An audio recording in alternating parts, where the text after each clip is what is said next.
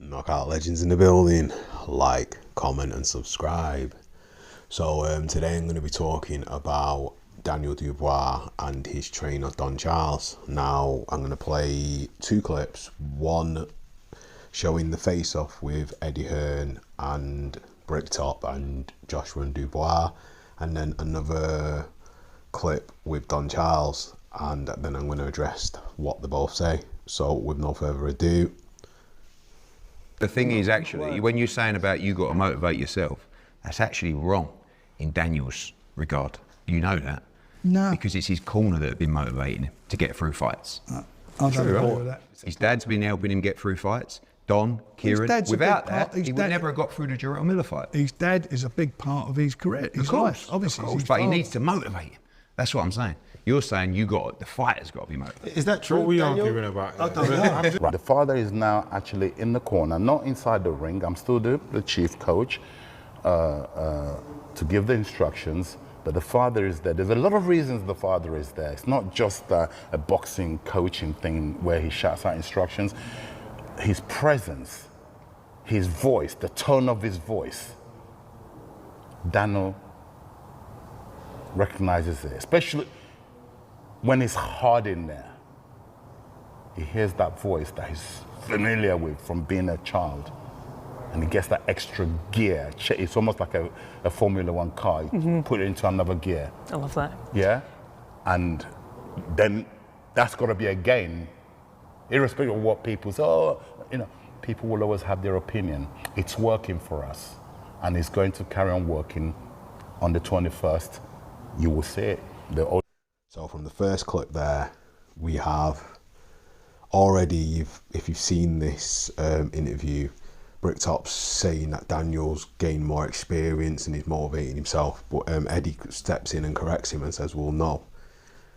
Basically, you're saying the fighter needs to motivate himself, but in Daniel's case, it's different. Daniel has to get motivated by his father and by his team and by Don Charles and Kieran.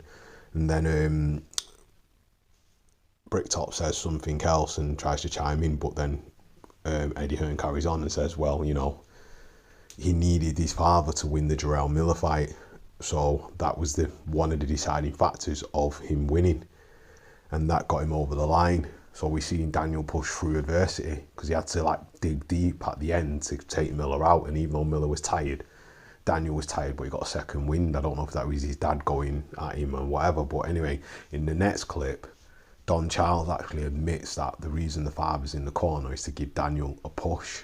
And obviously he's in the corner, but not in a training capacity, but more as a mental factor to give him that psychological edge to push him over the threshold, to give him the confidence to burst forward, to do what needs to be done. And he says, that's something that we've got. He's not saying it's a bad thing, he's saying it's a good thing, and if it helps, it helps. So in this sense, maybe a lot of Daniel's problems are not physical and technical, maybe it is mental. Because I remember one of his trainers, his earlier trainers, was saying to Daniel before the Nathan Gorman fight that this is how it is, Daniel. I can't remember the trainer's name, I'll have to go back and research it, but this was before he went with McGuigan, and obviously then went to who he went to after McGuigan. But basically he was saying this is how it is in professional boxing. You've got to step up. Sometimes you have to push through to get where you're going. So maybe Daniel's always had this kind of a little bit lack of confidence. Maybe that's why he was always quiet and very reserved and very into himself. But obviously we've seen the progression from when he was younger up until now, and he's been boxing for quite a while, because he was a lot younger then, and obviously he's sparred with AJ and whatnot, but he's a fully grown man now, and he's obviously 26, so it's been a while. So we've seen the progression and obviously the confidence building, but there still is that little question mark there, that if he does need his father in the corner, if his father can't motivate him or get him to go over that line, will he be able to beat Joshua? So there's that question mark. But anyway, what are your thoughts on this? Do you think he still has the tools and he's got youth and stamina on his side?